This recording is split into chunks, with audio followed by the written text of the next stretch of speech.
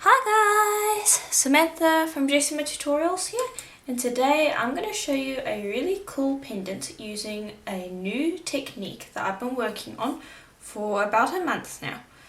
And so let me just bring over that technique. I've got a pre-made sheet to show you, and it's this really cool kind of mossy dendrite fractal sort of effect. And this I've been playing around with for a little while and busy getting the technique just right. And this is a raw sheet of clay, as you can see, but this is a technique that we're going to be making for our pendant. So I just wanted to show you that so you can see what we're going to be making. And so you're going to need a sheet of clay. Now I want to be working with pearl white. It is not necessary to work with pearl white, but when your clay is cured, it's going to be nice to see that metallic effect coming through from underneath those cool fractal sort of effects. So if you want a plain white background, then don't use pearl white, but whatever type of clay you're going to use is going to come through the white that's left over here. So I hope that makes sense. Okay, so I've got this run out on my thickest setting. Then you're going to need Kato liquid clay. I've only used Kato liquid clay, so I'm not sure if the other brands work. You can do some test samples if you want, but I definitely recommend the Kato liquid clay. I've also I've tried it with the white liquid clay. You can use it with the white liquid clay, but it's not as good. I recommend using the Kato clear liquid clay, because that means if you get some of the liquid clay on the mixed media that we're going to be putting on here, it's not going to hide that mixed media. So you want a fairly thick coat of liquid clay. You want your piece like literally swimming in it. So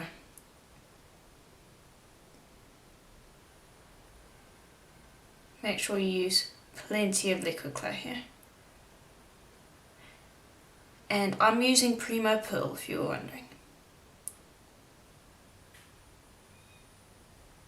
There we go. That should be enough. We might need more, but you should be able to spread it over and you get a nice, if you have used liquid clay as a varnish, you want a little bit of a thicker layer than what you use when it comes to using liquid clay as a varnish. So you want something that if you tip the sheet on its side, it would start to slide down the piece of clay. So it's a fairly thick layer of liquid clay. And this is important. You have to have a nice thick layer, otherwise the technique doesn't work.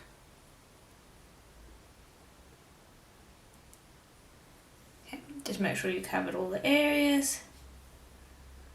And now this technique takes a little while. Once you have done, you don't actually want this liquid clay when you are finished. So you're going to need to leave this sheet for a good week or so before you can use it. So just telling you that ahead of time, because you're going to need to wait a little while. So we'll take that and I'll put this off to the side while we prepare our mixed media to go on here. Okay, and we'll just clean up that liquid clay there. So next thing to do is to prepare paint, and paint is what we are using for our mixed media. So you want some nice high grade paint. You can use the cheap shop stuff, the kiddies paints, but I'm using artists acrylics. So you can see here the nice paints. These ones work best because they look really nice and you want to be able to mix your colours. You're not going to use a lot of them though, because you need to water these down quite a bit. So the stuff that you get in the shop that's like $1 for a huge tube of it and it's really runny, that's the consistency that we want this. If you look at this, it's like almost pasty. So I've picked out a few colours from my vintage ink set, and these are the colours of paints that I'm going to be going for. So you can see here what colours I want. So going to need blues. Here's an ultramarine blue. We're going to need some white. And let's have a look. What does this colour look like? Yeah, that could work. me just have a look at what the scarlet looks like. So these colours, I don't have a specific recipe for them. I'm just going to show you as I'm mixing them. So it's going to be me mixing paints at the moment. So if you want to, you can skip forward because this is just me basically mixing paints. So it can be a little bit boring, but I want to show you what I'm doing. So I'm just busy choosing the colour that I want. Okay, so definitely want to use that rose colour. I'll put those aside. Okay, and I'm going to be using a separate tile to mix these up. So I'm going to be going for the purple colour first. I'm just going to take some of that rose and I'm going to squish a bit out. And I'm going to use some of my ultramarine blue. Grab that, squish some of that out. So I'd probably say 2 parts rose to 3 parts ultramarine. And I'm going to use some white now as well.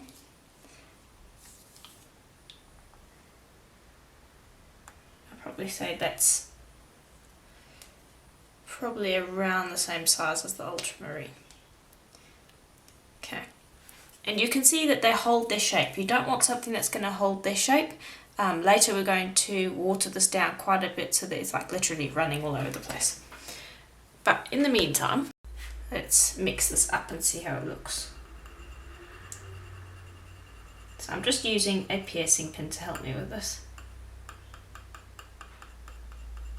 And I can tweak it if I need to. But that's a pretty nice colour. I think I'll keep this colour and I'll make a more purpley colour because I do want a brighter pink sort of a colour, but that's a pretty nice purple. Okay, let me just wipe off my piercing pin. Okay, then I'm going to take some rose again. I'll squirt out quite a bit this time. Bring over the ultramarine again.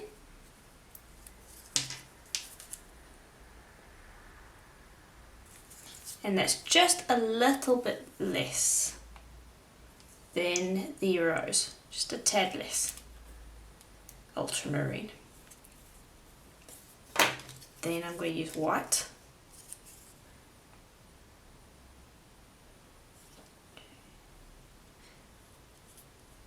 There we go. So it's probably about 1 part ultramarine, 1 part rose, and then 2 parts white. I'd say that's about the right ratio there.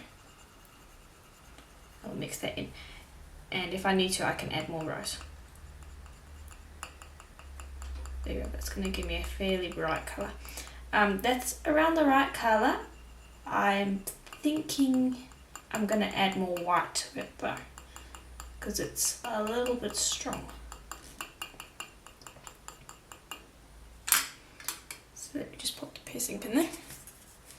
I'm going to add probably another part white, so it'll end up being about 4 parts white to 1 part ultramarine to 1 part rose.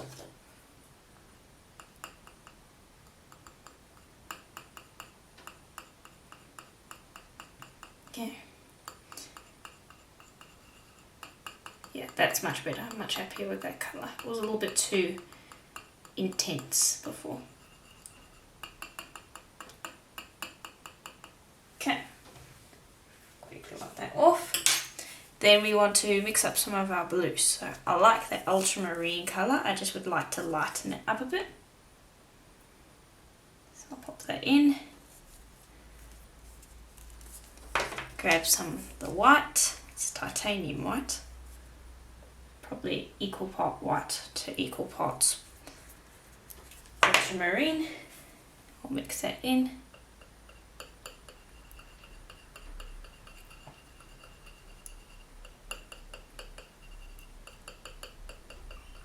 And that makes quite a nice blue.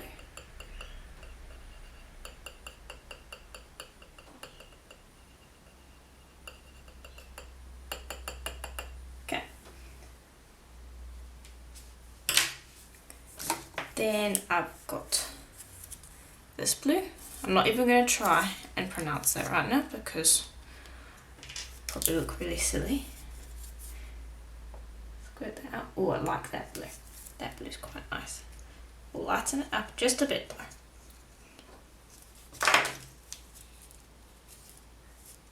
So I'm going for a somewhat pastel-y palette, but the ultimate goal for this project is to kind of remind you of a coral reef. So I'm going for bright colours, but you don't want it too bright that it's going to be overwhelming. So I like custom mixing the colours and deciding as I go. I mean, some of them I might use, some of them I might not use. I can change my mind throughout it. But I wouldn't make too many colours if I were you. 4 is probably the maximum amount of colours I would go with. But there we are, I'm quite happy with those. Okay, so that wasn't too bad. It was probably about 4 minutes of mixing paint. So now, let's see, which one do we want to start with? I'm going to start with this kind of lullaby blue. And I'm just going to scoop it out onto the tile here.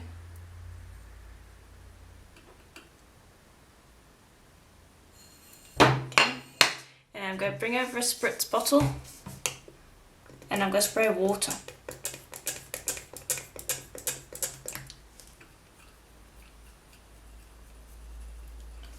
Okay, and you can see I've watered this down a lot so it's like liquid.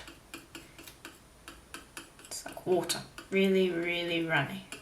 And this is what you want. The runnier, the better. I mean, you don't want to make it so watery that you've diluted the pigments, but you do want it runny enough that it flows quite easily. So I'd say probably the consistency of milk. And then I'll bring this purple.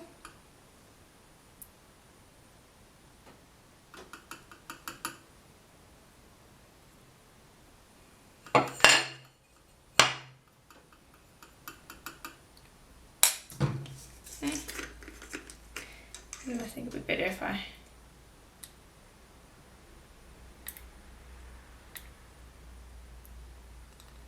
drop the water in a little bit better because the spray bottle wasn't working so well. There.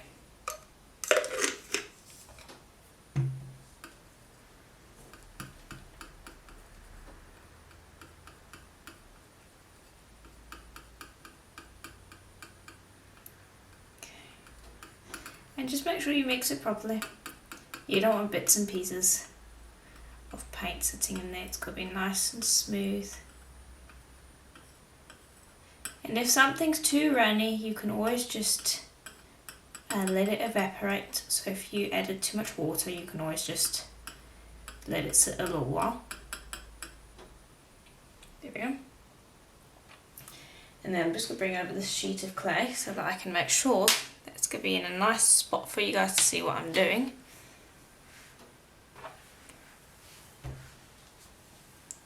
Okay, and then I'm going to bring over this pink.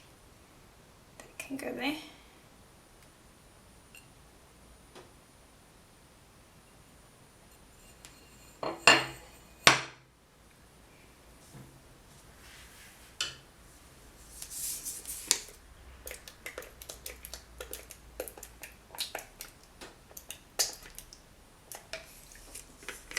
Oops, spilled some water there.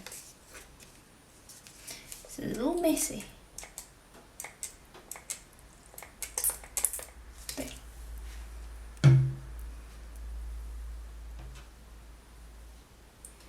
And let me just dry up some of the excess water because I don't want all of that.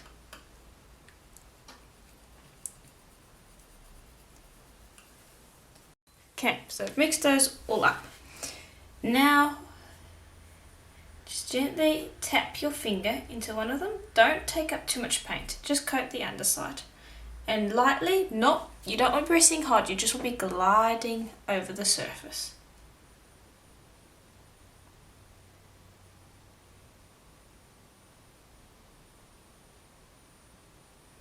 There we are. And now, you don't want really thin pieces like there, because it separates. So just go with your finger and almost tap it on.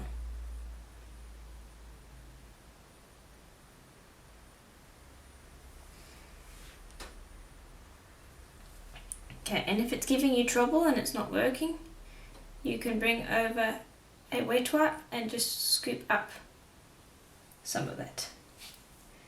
And then go in for another try.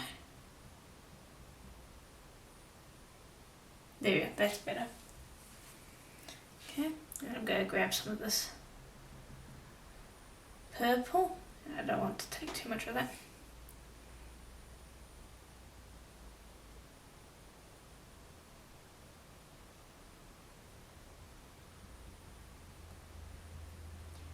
And I'll overlap that. And I'm actually just going in and I'm tapping with my finger. And the water, the liquid clay repels the water, and so you get this really cool, interesting effect. Now I like to go over once with really thin paints and get the pattern in, and then I'll come back once these paints have evaporated a little bit. And I'll actually go in again with some thicker paints. And I'll go over the pattern again.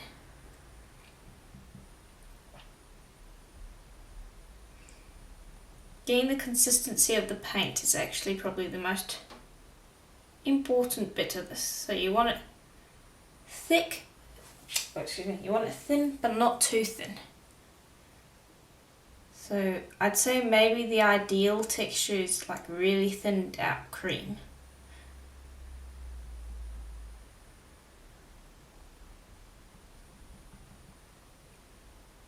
So like that paint over here is thicker than these two over here, and that paint is thicker than these two over here. So you can see that it's doing the effect better.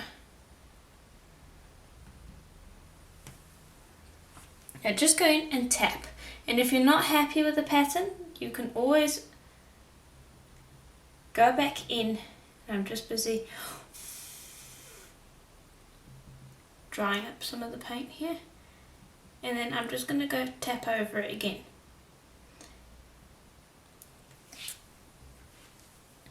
And you can go back and tap over the pattern as many times as you want. So long as you're not rubbing it into the liquid clay, it will continue to split. Even if it's like the 5th time that you've gone over it, it will still split. And then you'll continue doing that across the entire surface of your piece. But it looks really cool and it works really well with the paint.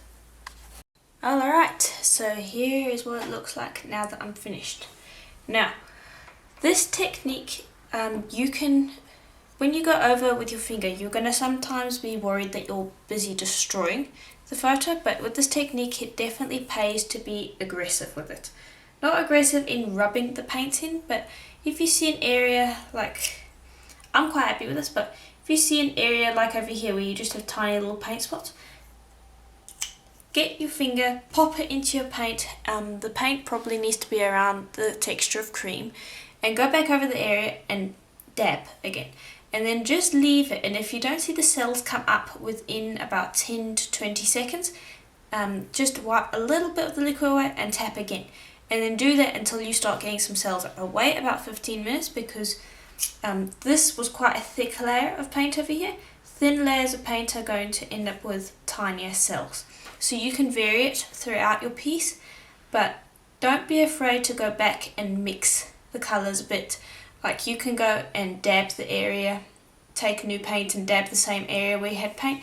So I've got multiple colours all leaking into the other colours here. So if you don't want to make mud, make sure all of your colours match together and that they're not going to make mud when mixed.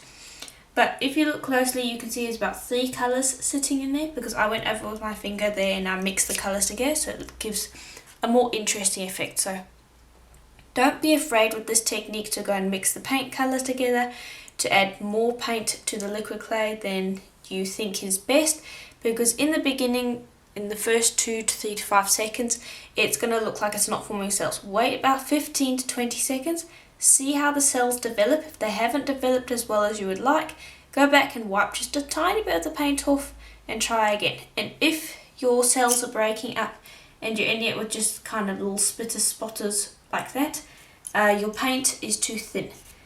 You need to thicken up your paint. If your cells are really big, if you're not getting any cells and your paint, like over here, isn't separating out into cells, it means that your paint is too thick. So play around with it a little bit. If your paint was too thin or too thick, you can always go back with a thinner or thicker paint, go back over it, and it will work just fine. So there's no mistakes here. Now, once you've finished it, you are going to need to leave this for a good week or so before you can use it. Because right now, if I touch any surface of it, the paint's going to come up, I'm going to get liquid clay all over myself, and it's just not going to work. So this one, I'll put aside, and you just need to be careful with it. That, put aside for a good week or so. You can see it's really shiny at the moment. The paint hasn't dried, so this needs to sit for a week. Put it under a Tupperware or something like that so you're not going to get hairs and stuff all over it, and let it sit for a week. And don't be tempted to touch it. If you touch it, you'll get the paint lifted off. So here's one that is about a week old. You can still see that it's shiny, but you can tell that the paint has dried. And if you can touch it with your finger, it's going to be sticky, but if you touch it with your finger and nothing lifts off, that's good. It is going to be sticky though, because basically what you're doing is you're waiting for that liquid clay to sink into your bottom layer of clay. So your clay is basically absorbing it, so it's going to make your clay nice and soft, but your top layer is always going to be a little sticky. Also, be careful, because here, let me just cut off a piece and show you this. Be careful because your paint is not stuck on at the moment. If you go ahead and roll your finger across it, you can see that the paint's going to come off very easily. But you can see it's dried, so you can see that the paint's there. And then be careful not to bend your sheet too much, because the liquid clay is basically hardened over the top, and so you're going to get a little bit of a crackle if you stretch the sheet. Now that's a nice technique. I'm going to be exploring that a little bit later, but just be careful not to stretch your sheet, you'll get a crackle. And don't rub your fingers over the surface, because you will then move your paint. Leave that for a week, and then in a week's time I will show you what to do next. You will only have to wait a few seconds. Okay, so I've left this to cure for about 2 weeks now, just to make sure. So you can see what that looks like. It's really nice. So what we want to do now is we just want to smooth out any bumps or lumps we have. So I'm going to bring over a piece of paper, plain printing paper, and pop that over the top. Then I'll bring over another one and pop that over, and I'm just going to use my hand to gently burnish this, because you want to rub that paint into it, because at the moment it's going to be sitting on the top. And now the liquid clay hasn't all seeped into the sheet, so you need to be careful when handling it, because the liquid clay is actually just basically dried on top to a certain degree, and so if you flex it a lot, you're going to end up crackling the sheet. You might want that, but the paint that we have on here is flexible, so you're going to get crackles and it's going to end up looking a mess. So just be careful not to crack it. Okay, now lift that up and let's have a look. So hopefully you can see there that it's nice and smooth. We've got a crack down that end, I think. Yeah, and a few small cracks are fine, and you're going to get a few on the edges. That's okay. We just want this middle part to be okay. I've just got a cat hair there. Just want to get rid of it. Okay. So I'm pretty happy with that. So I'm going to pop that off to the side for the moment. And in the meantime, we're going to create the other half of our pendant. So the next step is to use a sheet of pearl white and my oyster texture stamp, you can see here, and I've coated this in a layer of liquid clay, and this is what we're going to use. So I'll just grab our pearl white, pop that over. Did I say that I had coated the texture stamp in a coat of cornstarch? I'm pretty sure I said liquid clay by accident. Anyway, to provide a release agent, I have coated the texture stamp in a layer of cornstarch. Whatever I said before, if it was wrong, please ignore it. And I'm just going to press my pearl white into that texture stamp, and we're going to create a mica shift, and then we're going to use vintage inks over the top of that mica shift to create another interesting sheet. And I'll just flatten it out. Then gently I will lift it out. So just coax it by turning it around in your hands, because with this pattern it sometimes gets a little stuck. But there we are, comes out easy enough. Okay, and then press that down onto your tile. And then just use a tissue blade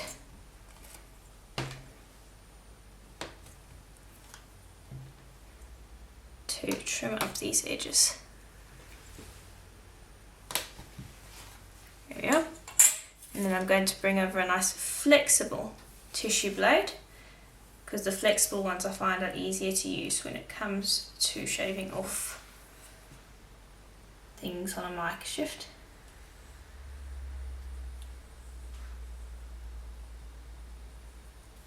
Okay.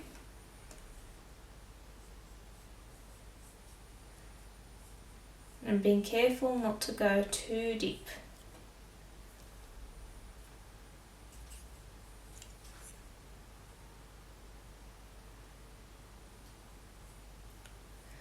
And you'll just continue to shave off the raised parts of the texture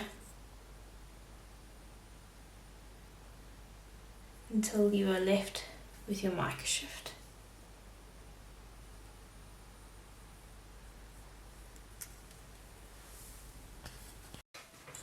Okay, just lift that up, bring over a sheet of paper and another sheet, and I'm just going to burnish this so that the pattern is completely flat. And I prefer to do this by hand. You can use a roller, I might use a roller in a minute, but I prefer doing this to run it through a pasta machine, because I just feel like the pattern remains the way it's supposed to be. If you run it through a pasta machine, you can distort the pattern a bit.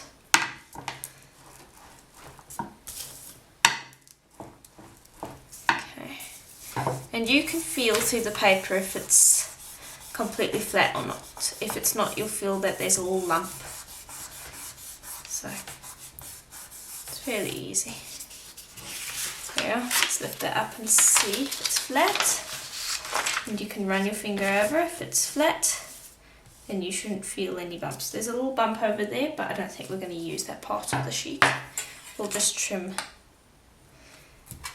that out of the way. Okay, then carefully, keeping my fingers out of the way, I'm going to use the tissue blade to lift it up off of the piece of paper.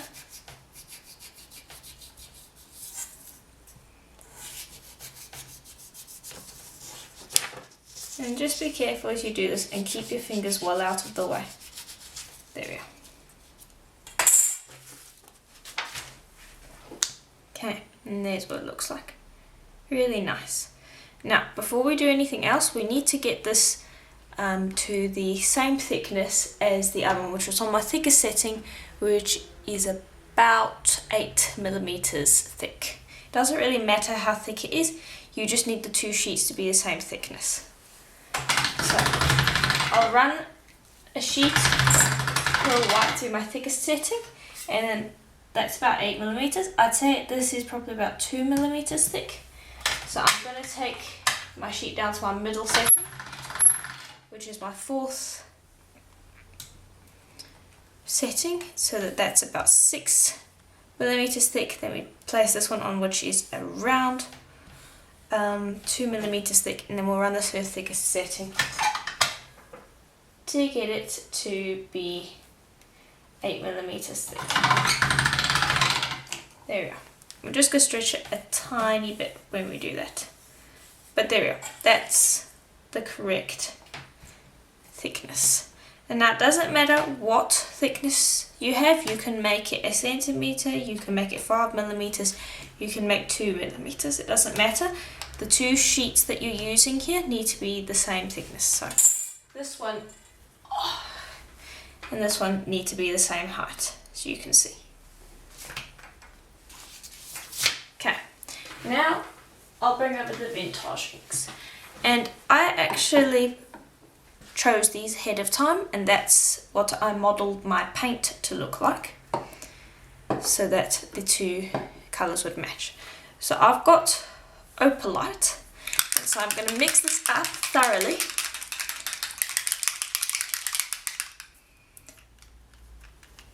And I'm just going to drop a bit over here. Sometimes your end can get a little clogged. If it does, just bring over a pin.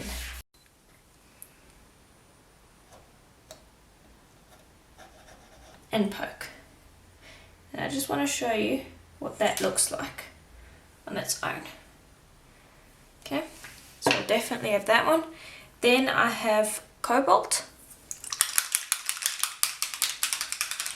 These are patina inks.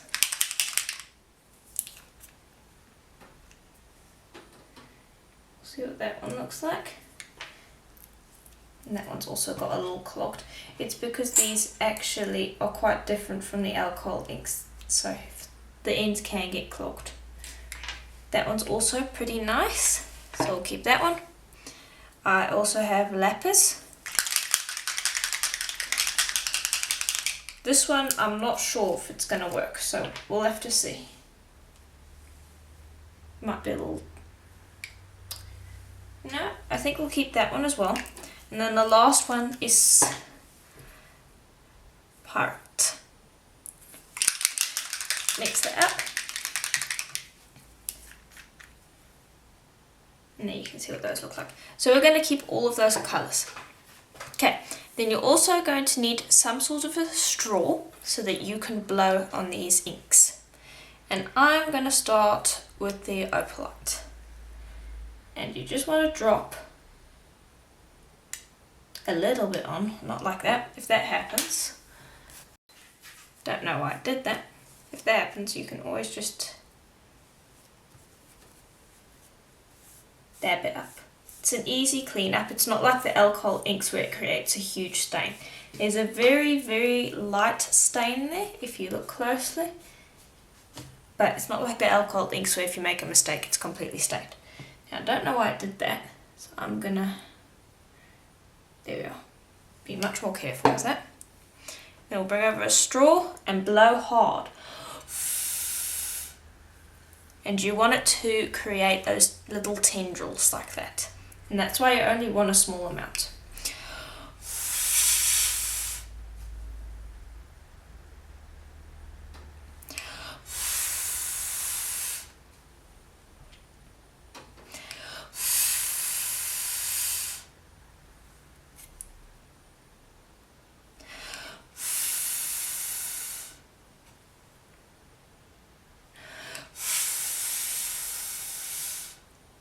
Here we are.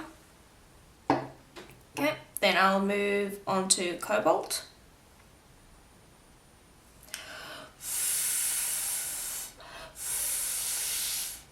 And it's okay if they overlap onto each other. That's actually quite cool when that happens. Okay, and just be careful when you're blowing on a straw, moisture tends to build up inside it.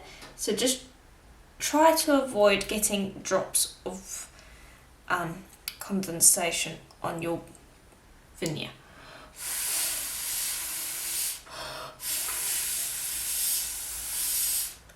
So every now and then, just go and dry your straw.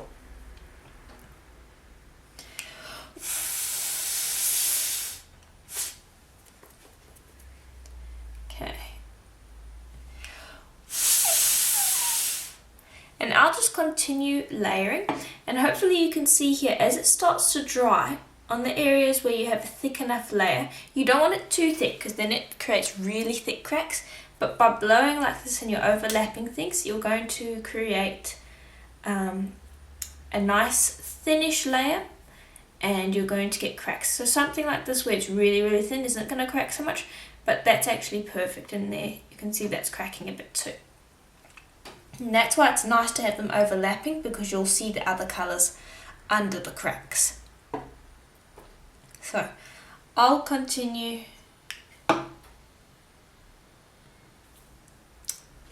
blowing these colours across my mica shift until I'm happy with it. Okay, so I'm finished now.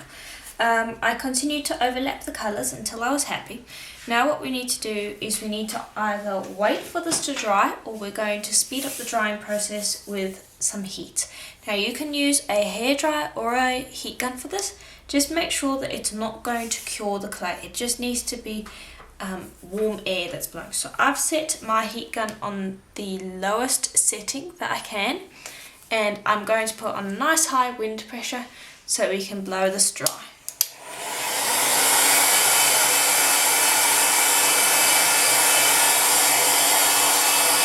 There we are. And it should be completely dry to the touch.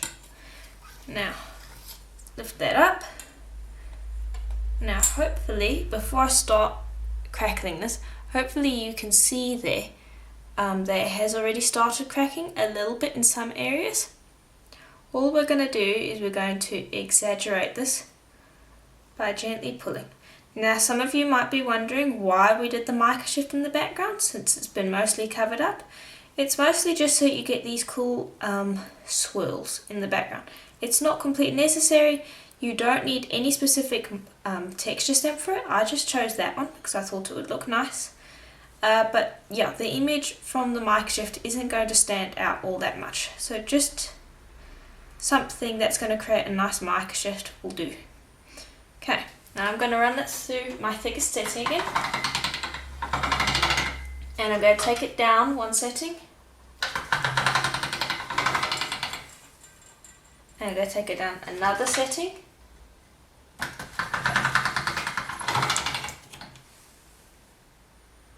I'm going to take it down one more setting. So I'm now on my middle setting, and you can see that we've got some nice crackles there. Now, this now isn't the exact same thickness as our other veneer, so we're going to quickly create a sheet so that we can place it underneath it so that it can be the same thickness. Okay, so I ran this out on my third setting, which is about 1.5 millimeters thick, and this is my fourth setting, which is about 6, I do believe. Okay, so I'll just pat that down, bring over my tissue blade to quickly trim it up. Now what settings you roll each of your sheets out on is going to depend on what pasta machine you have at home, so you're going to need to work out what thickness each of your settings are, and then proceed from there. Okay, I'm going to run this out on my thickest. There we are. And now it is the right setting, which is about 8 millimeters thick. Okay, so now we have our two veneers, and they match pretty much in colour, and they're going to look quite nice together. So I'm just going to pop these off to the side. and we'll start creating our pendant. Okay, so here are our two sheets and they're both the same thickness, so we can pop them together. So now what we want to do is, I'll just work with one of them at a time. So you want to choose the place where you want to take out your piece. So I really like over here, so I'm just going to cut to make a straight edge there, and that's where our sheets are going to join. So that's one. Choose on this side where you would like it to join, and I think I like over here because we've got all of those tendrils coming out. So that would be a nice spot. Just make sure it's all nice and flat. Okay, and now that you've got a nice flat surface, you can bring them both together.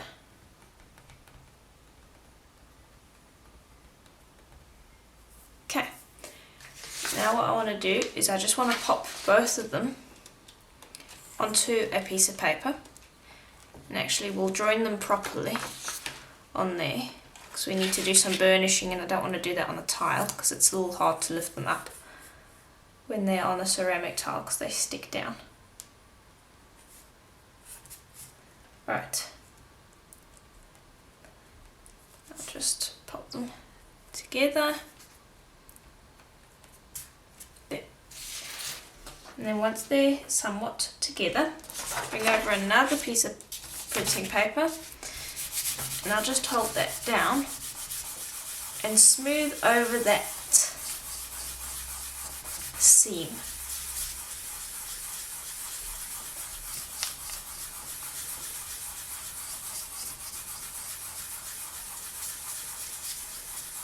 Okay, and I've allowed these to dry overnight so that they're not wet or anything like that, because if you don't allow them to dry long enough, when you do this they can stick to the paper. Okay, and I should not be able to feel any seam there whatsoever. So there's a little bit still left over there, so I'm just going to smooth it just a tad more, and then we can cut out our piece. Okay, smoothed out. Now what you want to do is you just want to pick them up off of the paper because they can stick a little bit even if they are on the paper. And I'll just use my blade over here to pick them up.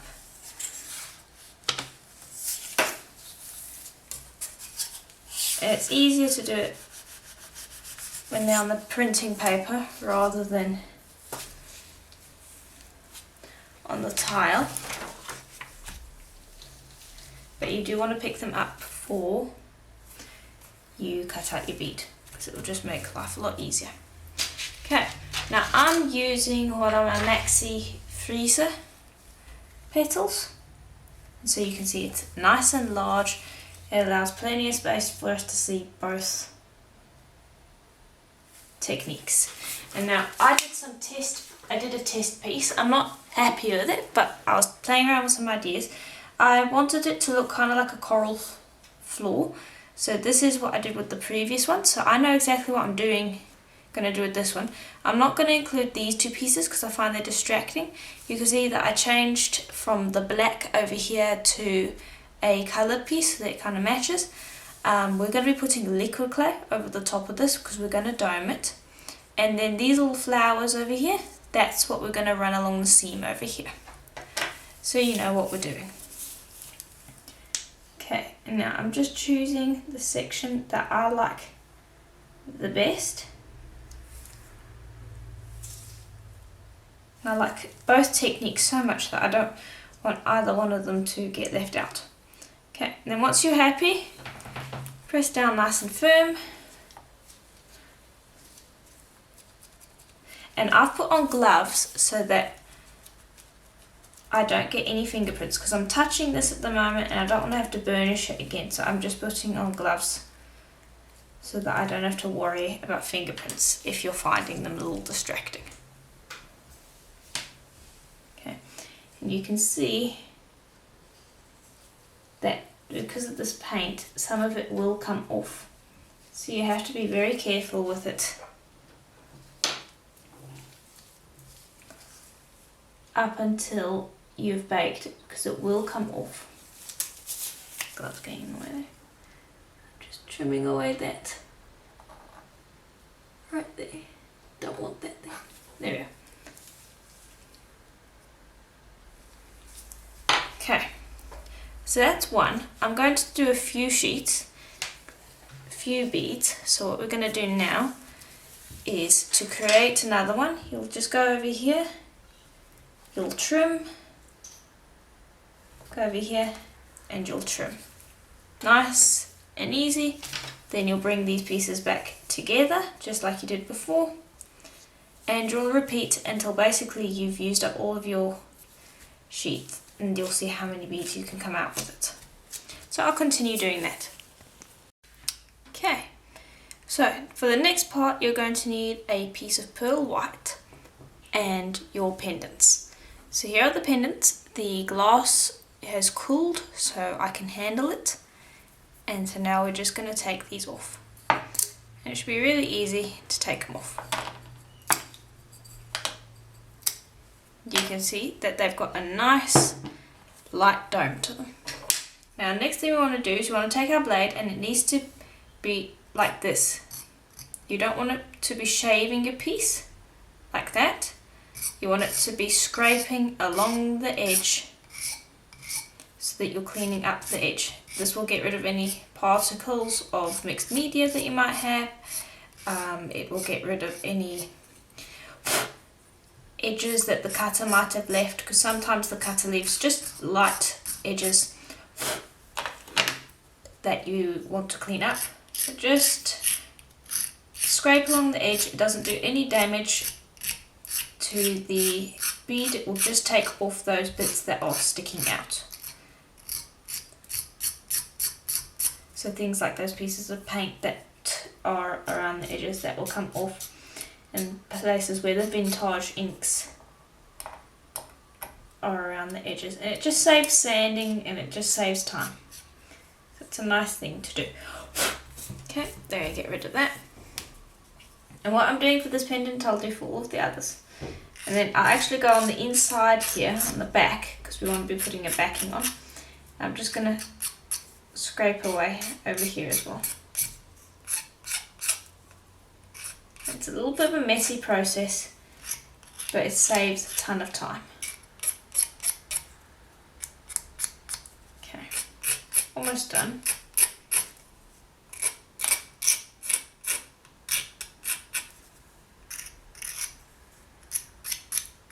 Okay, give that a blow, get rid of that. There we go. So if you run your finger around the edge here, you shouldn't be able to feel any edges. If you can feel any edges, just scrape away any remaining edges. There we go. Right, so now we're going to do the backing. So I'm going to use pearl white, and what I'm going to do is I'm actually going to just ball this up, and it's been conditioned already. I'm just going to roll it into a nice long sausage. Like that. And then what I want to do is I want to just chop it into sections. And I'm going to create a little mica shift on the back.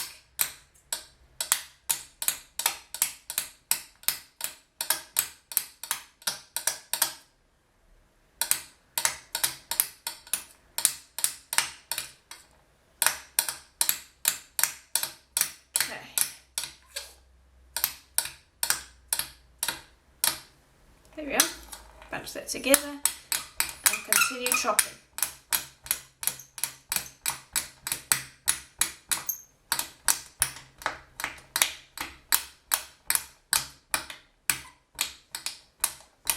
You're just trying to get these pieces all nice and fine.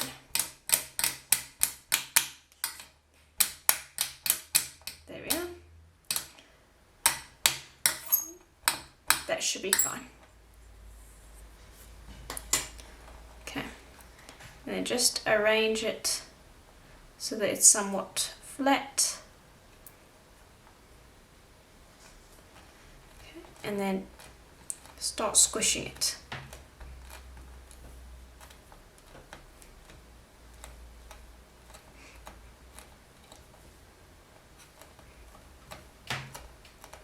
There we go.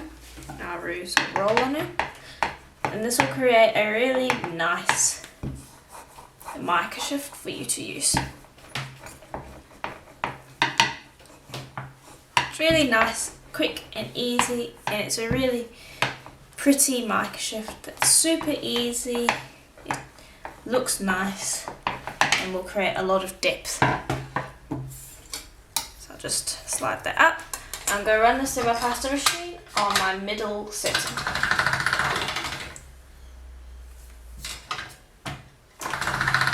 There we go, so it's expanded. And I'm going to redo it for each pendant. And you can see that you'll get the exact same on the back. So you got to decide which side you like the best. I like this side the best. So I grab my pendants and just check that this is the one that I did scrape. Yes. And we're going to need some bacon bond on the back. Okay, so I've done 2 more. And here's what they look like.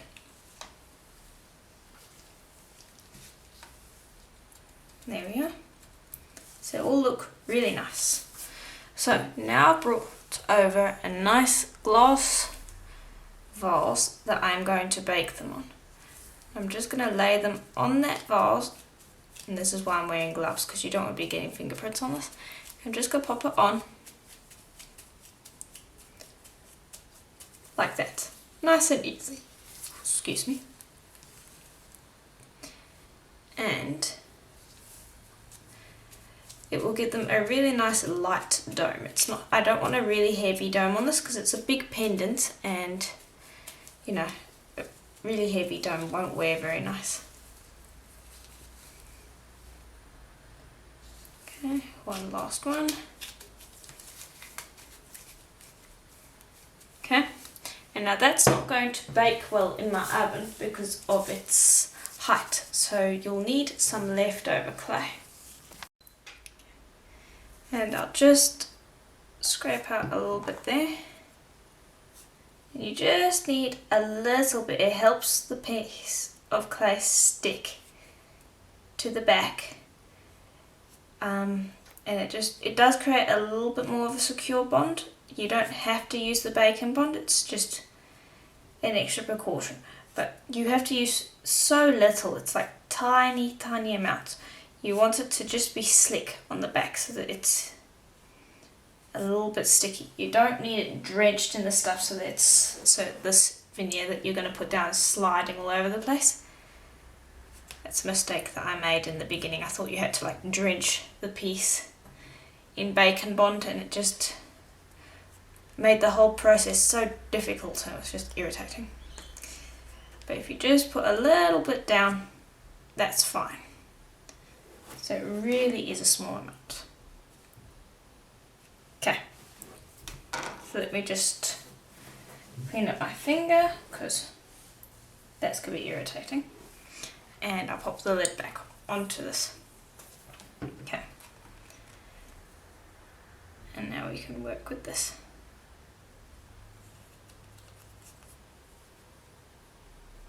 So I'll just pop it back out, and I'll worry about fingerprints in a second. And what you want to do is, once you've got it on, just go around the edge of your actual pendant that's already been baked and smooth so that you know where the rim is. And then what you want to do is you want to go around and you want to actually squish deliberately so that you're almost pulling the rest of this veneer away. And this is good. It will create a cleaner, well, not a cleaner, but it will create a more secure bond than if you trim this away with your blade. There, so you're tearing it away. So not only does it give you a nice beveled edge, which I like on my pendants, if you wanted a nice flush cut you could use your blade, but it sticks it down nice and thoroughly so that it's not going to, it doesn't make it as vulnerable to breaking or splitting. And now go with your finger and smooth around these edges to get rid of any excess stuff that you didn't shave away. And then you'll use your blade, again with the same scraping method, to scrape along the edges to get rid of any clay that might have been left. And then we'll just blow that off. Okay, and you can see that the clay's filled in some of the little scrape marks there. Okay, now pop on some gloves so you don't have to worry about fingerprints. And all you do is you roll that in your hands, simple enough. Squish that down onto your tile in the oven. Take this and you squish it down really well so that it stops it from rolling. So you just need to squish it down a little bit, quite a bit. It doesn't need to be high or anything like that. It just needs to be something that's going to stop this from rolling all over the place while this bakes. Then you'll bake that for a full hour at pre-most recommended temperature. You can put a little tent over it, so you can take a piece of plain printing paper, fold it and tent it like that. Really easy to do that because it's got a lot of white and things, so it can scorch a little bit. If you're not careful, it can go a little yellow. So just pop a tent over it, bake for a full hour, and then when it is baked, allow it to cool. Don't put the glass in water because you can shock it and it will end up cracking. Allow it to cool naturally. You take it out of the oven, put it on the side, and allow it to cool that way. Once cool, I'll show you what to do next. Okay, and now you can use your fingers to smooth off the back. Really nice and easy, and it will create a really pretty backing. Because you can't see much of the mic shift now, but once sanded and buffed, and we're going to coat this back in liquid clay as well, I think. We'll have to see how it looks after we've given it a good sand. You'll really see that mic shift pop. And the front is going to get coated with liquid clay as well. That's what's going to protect our surface technique. Okay. I'm just spending a lot of time on this to make sure that everything's perfect before we put it in the oven again. Make sure that there's no little stray bits and pieces. Twist it around to check for fingerprints, like there was one there. The light caught that.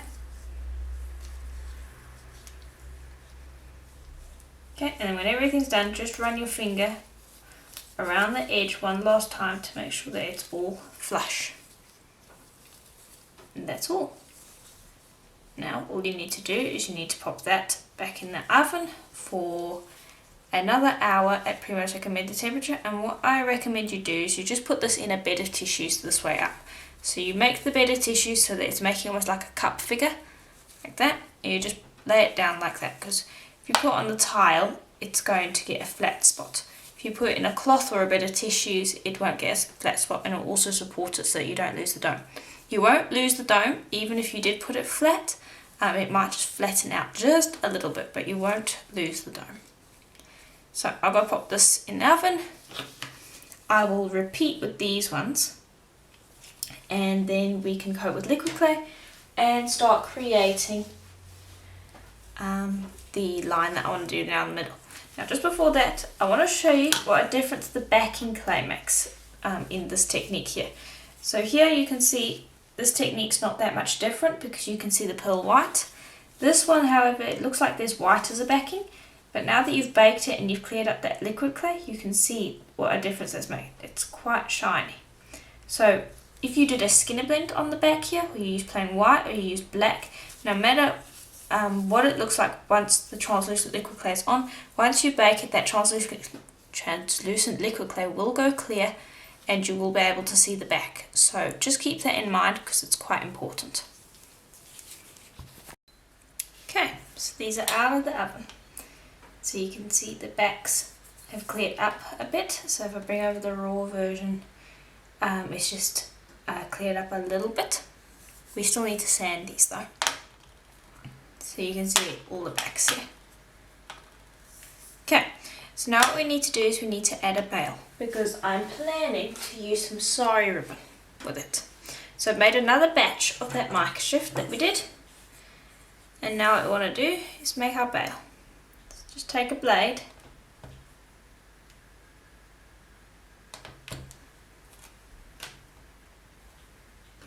I'll move these out of the way for the second. Trim away excess like that. Bring over a skewer.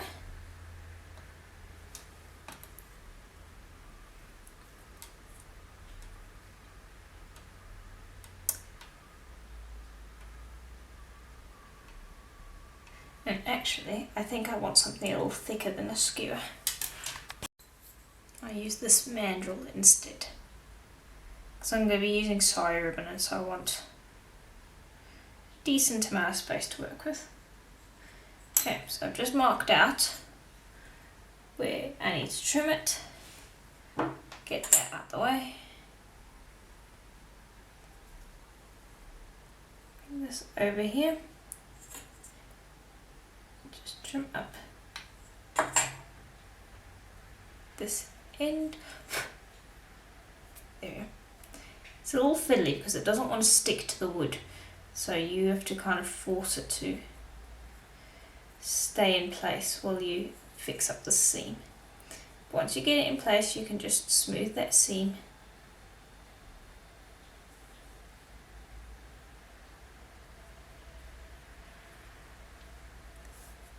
Okay, let me get rid of that.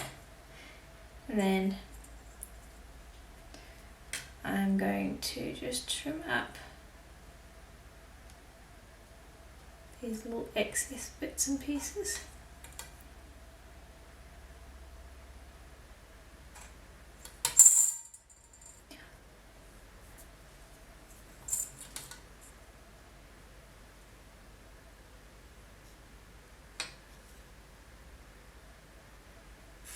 There. Okay. Then I'll gently slide that off and tap to flatten it out. There. Then you will bring over one of these and decide how you want to have it worn. So I think this is going to be the front of the pendant, so it's going to be like that. Bring over your mandrel again.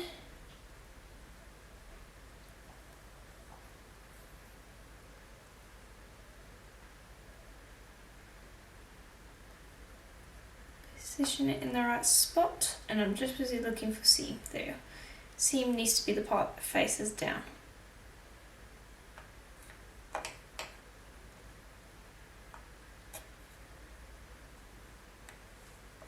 There, and I just stuck it down enough that I can bring over my skewer now and come and squish it into place.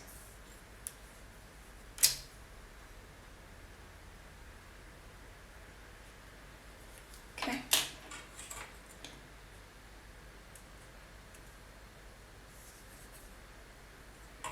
Alrighty, that should be fine. Now, just going to stick this down a little bit more. Okay, then I'm going to bring over some translucent liquid clay. And I'm going to be using Kato Clear liquid clay.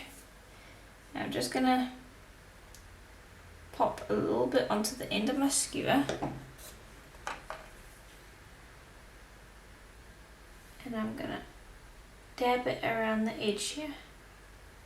And once baked, this will help it stay in place and make it more secure.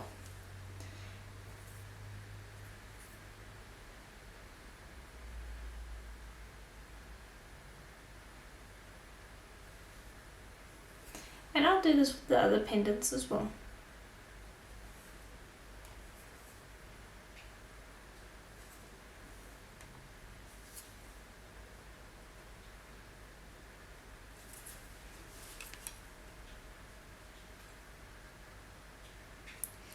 And then you'll bake this for about half an hour.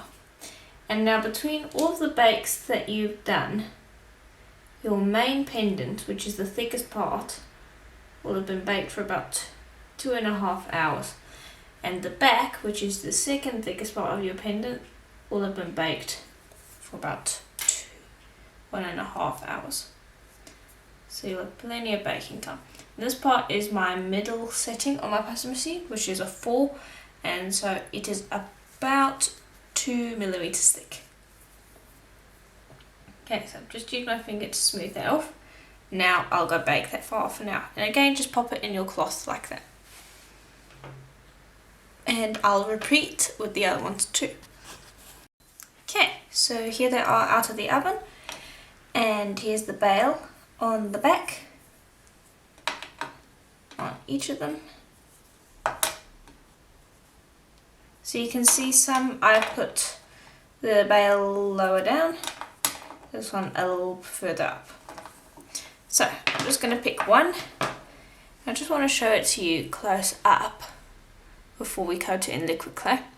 Now you have to do a coating on this because the surface effects that we have here, although they're pretty well stuck on there, they will come off over time because they're not secure on there. So the paint might be okay to stay on there, but the vintage inks over here will definitely come off after a while. So you have to coat it with some sort of finish. I've chosen to use liquid clay because I like the shiny finish. You can use any finish that you want that is going to protect it. So Gilder's paste isn't really going to work in this instance. Something like Varathane, let's see, UV resin will work. A matte varnish will work as well. Just something that's going to actually coat it. Now I'm using some translucent Kato liquid clay, and I'm just busy dabbing it around.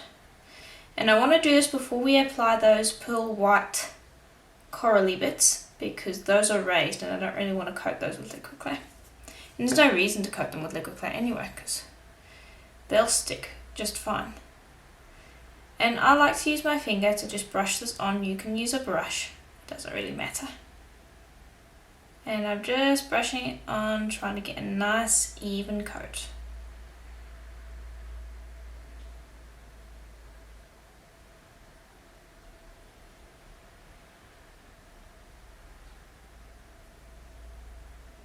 Almost done. And you'll repeat this with the other pendants that you have made, if you have made other pendants. Feel free to play around with shapes as well. I'm using one that I thought would be the best, but any shape will work. I'm debating on whether I should make a bracelet with this. If I do, you'll see the video. If I haven't, you won't see the video. But I do have enough of my sheets left that I could possibly make a bracelet. Okay, now I'm just going to bring over another ceramic tile. And the reason for this is because I want to lie this down flat, and because of the bail it's not going to do that if I lie it flat on a tile. So the bail's just going over the edge here. Now I'm going to put my heat gun on highest heat setting and lowest wind speed.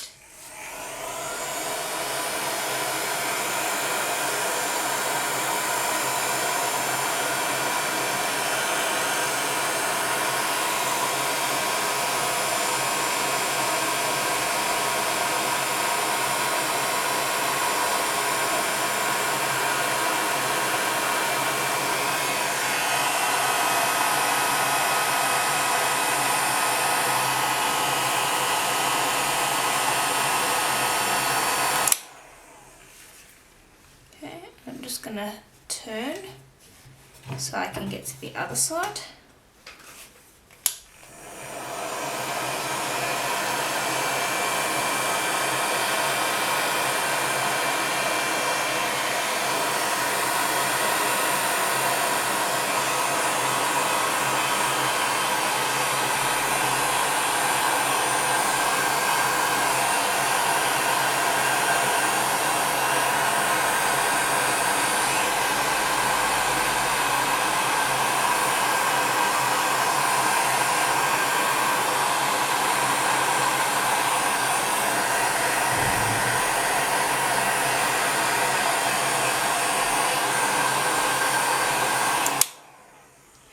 Let me just turn so I can see if this side's cured correctly.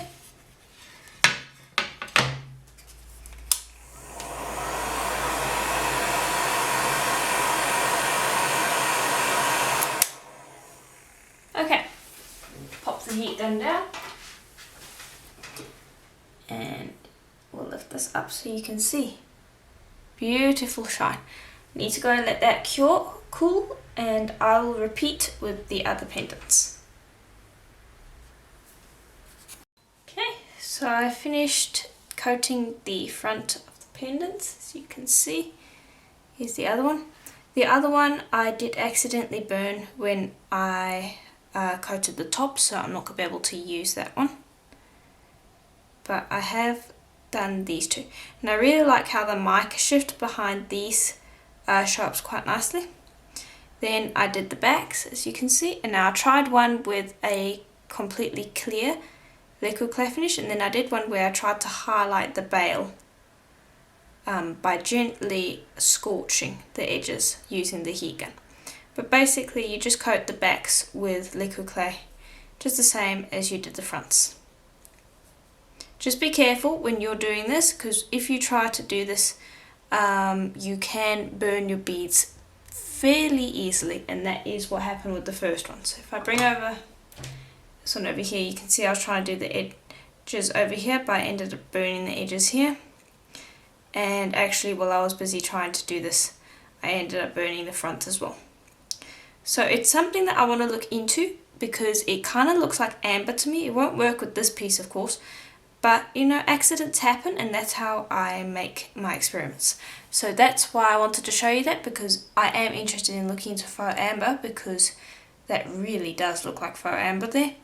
And it's an interesting technique to play around with. I mean, I did get it right over here, where it's got a really nice ring highlight, whereas this one, it's kind of just all burnt all over. So I'm going to look into faux amber, but that is how I wanted to do it. So anyway, we got our two pendants, and they're basically finished now. You don't even have to do sanding. You can give the edges a slight sand if you're not happy with them, but I'm happy with them. They're smooth enough that I don't need to do a sand, and everything's coated in liquid clay, so we don't need to worry about that. So now I'll just bring over the sari ribbon to show you the colour, and you can use any ribbon, any sort of thread you want. But here's the sari ribbon that I wanted to do today. You can see it's quite a nice colour, and I thought it would look quite nice with these. So that's the sari ribbon I'm going to use. So when I make the little starfish over here, I want to antique it with the same colour that I have in the sari ribbon here, so that I can pick it up. So choose your sari ribbon now, or cord, whatever you want, because you want to pick it up when you antique these little stars that we're going to put across the surface. So you need to have a whole bunch of little balls of pearl white rolled up like this.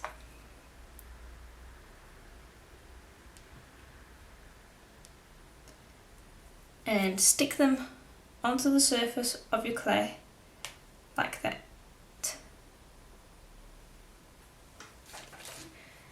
And then I'm going to use the edge of my blade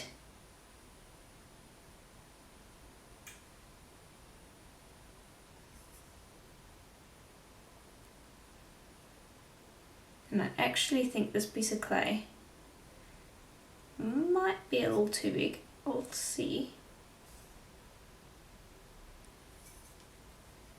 Yeah, it's a little too big. So I just need to figure out what size I want, so I'll probably have about half that size. Pull it into a little ball. Stick it back down. And I'm actually going to use a piercing pin for this.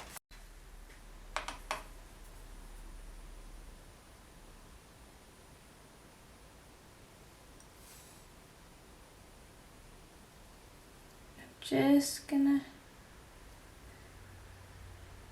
make these little veins.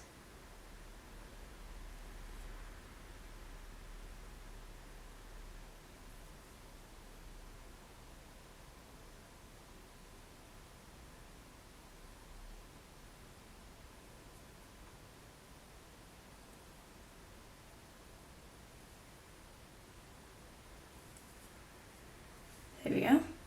That's one.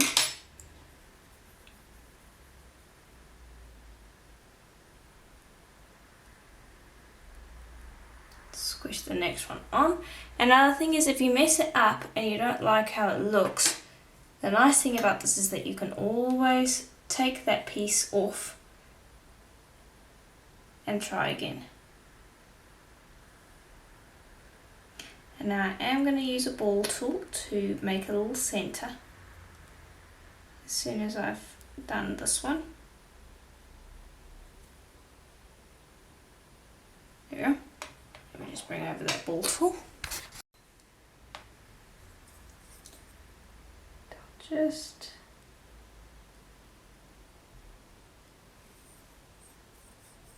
I think that will be big enough. Make the hole.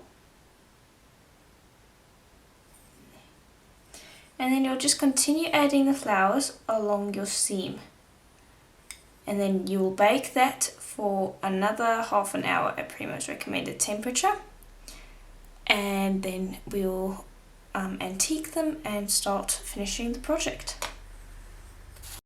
Okay, so here's what it looks like so far. I do want to put a focal point up here. So what I've got is a nice larger piece of pearl white, and I'm just going to pop it in the center here, stick it down, try and get it somewhat round. It doesn't have to be perfect. Just stick that down. Then I will bring over one of my ball tools, put a hole in the middle, then take a smaller one and put a ring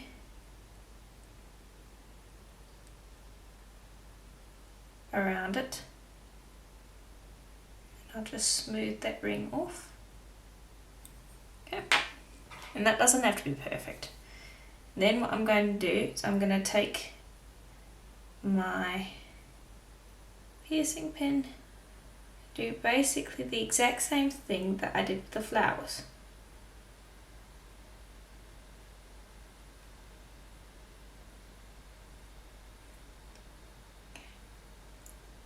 Okay, and then once I've done that, I'll do that on the outer ring too.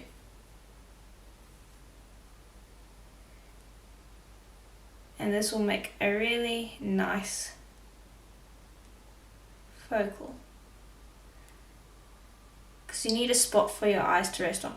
So whichever technique you want to be the center piece, or you want people to see first, that's the one that you put the focal piece on. So if you want them to see this part first, you put that down here somewhere. But I want them to see this technique because this is the technique that I've just developed and I'm really happy with it. So I'm going to make that the place where focal points could be. It's also best if that's where your pendant hangs, because that's also where the eye will automatically be drawn. So it's just some things to think about. So I'm just going back over and deepening these pits. And remember, if you make a mistake, you can always take this off and redo it. Very easy to do that. I'm just going back and making these a little thicker. And I'll show you one that I've already done as well, because I needed to do it for 2 of these. There. Okay, so that's the one. And here's number 2. I just want to take my ball tool and just make this hole a little bit larger. Okay. And there's our pendants. And so I'm really happy with that. It gives it some extra detail, which is nice. And so what we're going to do is we're going to bake that for about 20 minutes at Primo's recommended temperature. And then what we're going to do is we're going to mix up some paint to antique the bits that we've created. And we want it to be the same colour as the sari ribbon that we're going to be using. So this sari ribbon's already quite a nice colour for this. It just matches really nicely and it gives it a nice soft feeling. But it'll be nice to pick it up in the pendants. So we're going to try and mix up the paint to match this colour as closely as possible. Antique, bake for another 15 minutes, and then we'll be able to string and finish up our necklace. so these are out of the oven and they're looking really nice. So now I went through my paint set and I found Dazzling Metallics Mink Pearl, and I was going to mix up my own colour, but I thought this one actually matches very close compared to the others. So let me just bring over my cord so you can see how close it is. So I'll just bring over the pile so you can see. It's a very, very close colour. It's just slightly light, too light for my liking. So I'm going to add a little bit of black paint, but that one basically is the same colour as my sari ribbon, and that is Mink Pearl. And that is Deco Art's Dazzling Metallic paint. Okay, so I'm just going to give that a shake because it is a metallic paint. Now open it up. I'll pour a little bit out. And I'm also going to bring over some black. And I don't want to add too much black to this. There we go. I'll probably say 1 pot black to 4 parts mink. And then I'll just use my brush that I've gotten to mix this in.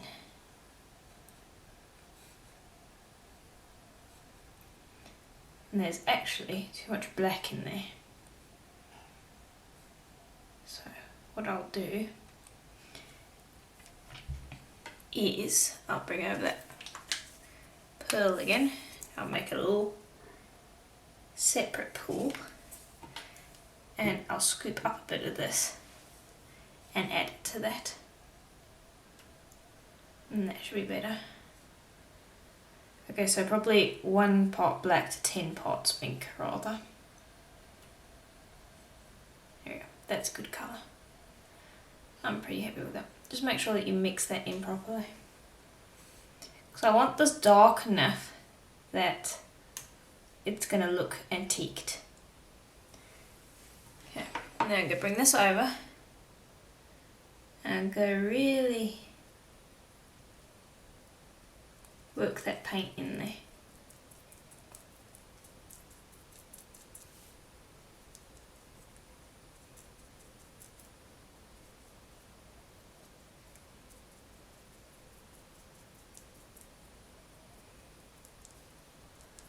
Okay, put that to the side quickly. Bring over this one. Get in there with all of that antiquing. Make sure I get all of the gaps, bits and pieces. Okay. Then I'll bring over a wet wipe and I'll clean up the tile.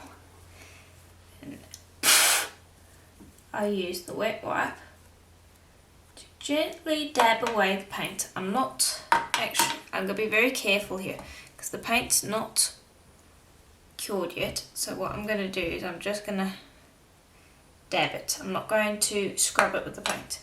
What I want to do though is I want to try and clean up the surrounding area as much as I can before the paint dries, because it will just make my life a lot easier if I do that. But I'm trying to be careful not to actually get too much of the actual piece, of the actual raised areas, because if you remove too much paint while it is wet, it's very easy to remove too much paint while it's wet. So just want to be careful, but it's all easier to remove paint while it's wet, so I want to get these edges all cleaned up. So there we are. So that versus that, much happier. Just make sure I've got rid of all the paint. Okay, and then I'll let that dry. Okay, so here they are. I waited until it was dry. It didn't need another wipe down with the wet wipe. It actually was pretty clean. I baked it for another 15 minutes, and so here is what it is. You do need to wait until the paint is dry until you put it in the oven, because otherwise you can encounter the paint bubbling and things like that. So you don't want to put it in the oven while it is still wet. So anyway, now we're actually ready to start stringing. You can sand these if you want, but I kind of like the contrast between the somewhat matte look of the flowers and the really shiny background. It is quite interesting. So I'll pop these to the side and I'm going to bring over our sari ribbon. Here it is. Okay, and so we've just got this one end that's a little messy. So sari ribbon you need to clean up a little bit sometimes before you use it. So that's one bit that I would like to clean up. Okay. Then I'm going to trim off 2 pieces, I do believe is what I am going to want.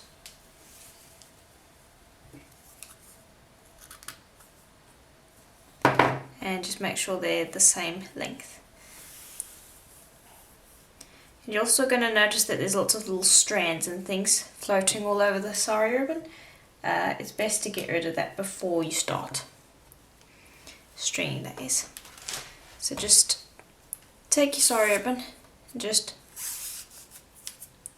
smooth down the length, and that will drag off any of these little particle pieces.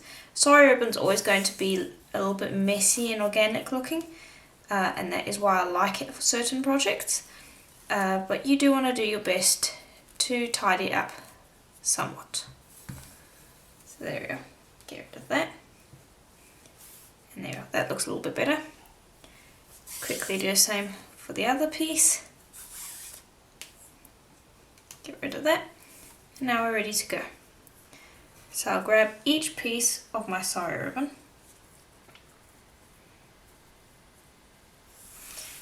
and I want to see if I want a 3rd strand.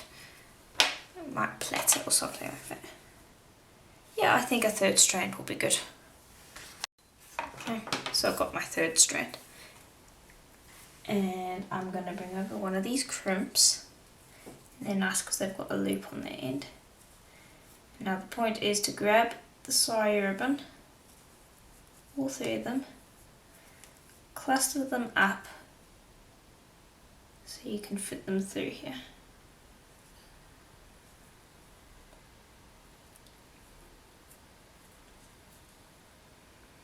And this can be a little bit of a challenge.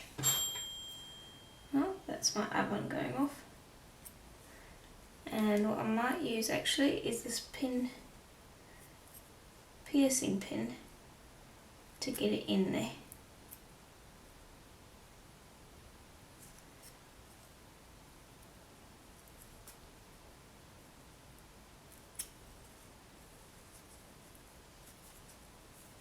And it's going in, I just need to be a little bit more persistent and get it in there.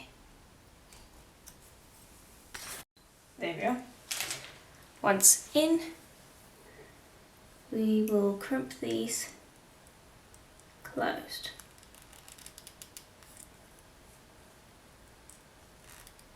There we go. Give a tug to see if it's nice and tight. And if it is, that's all good. Then what we need to do is I'm going to attach it to a surface so that I can plait it. Now, I'm sure you guys know how to plait cord. I mean, you probably have been doing it with your hair and things like that. So it's a bit of a pain for me to show it on the video because it's a little awkward for me to show. So you're basically just going to plait your cord all the way up, and you will crimp the other end just like you have the other one over here. And now you wouldn't crimp the other end if it can't go through your bail, but mine can go through the bail on my back.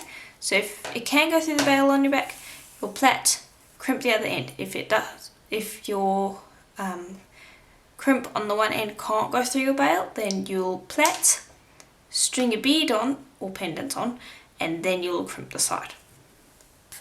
Okay, so here it is plaited, and it's a somewhat loose plait, but it looks really nice, and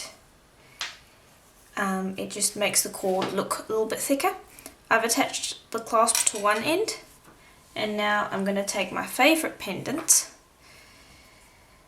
which is going to be a little bit of a hard choice. I think I like this one because I really like the colours. They're nice and deep. Well, this one's a little bit lighter. The nice thing about this though is you can take the clasp off and you can change the pendants around. So I'm just going to see here which one do I like best. Yeah, I think I'm going to go with this one. They're both so nice. Okay, and that slides on really easily. Next thing you do is you grab a jump ring. I've opened that already. And the other piece of your clasp. Close up your jump ring and you are done. Nice and simple finish. It's a nice soft way to end the piece. It's, you know, a big cord, but it's not too big, and it's organic, and it will pick out all of these nice antiqued areas, and so it's really nice. And I might swap these two around every now and then whenever I want to wear it or whatever, but I really like how it has turned out. So here it is, so that you can actually, I'll move it around this way so you can see it fully.